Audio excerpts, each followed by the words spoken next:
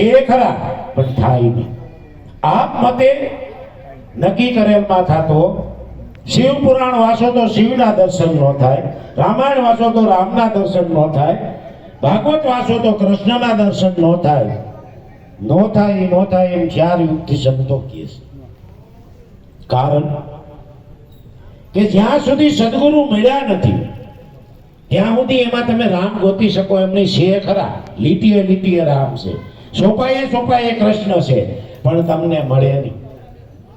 એ તો કોઈ સદગુરુ સંત મળે. અને આ જે માલિકોન બિરાજી રહ્યો છે, બ્રહ્મ સ્વરૂપે જે ફડાકા મારી રહ્યો છે, એની આપણને ઓળખાણ કરાવે. અને ઈ ઓળખાણ થાય તો રામાયણની એક લીટી વાંચો તોય તમને રામનું દર્શન થઈ જાય. 2 શબ્દ બોલો ને તો રામનું દર્શન થઈ જાય. કારણ કે એમાં ભેરો ને ભેરો છે.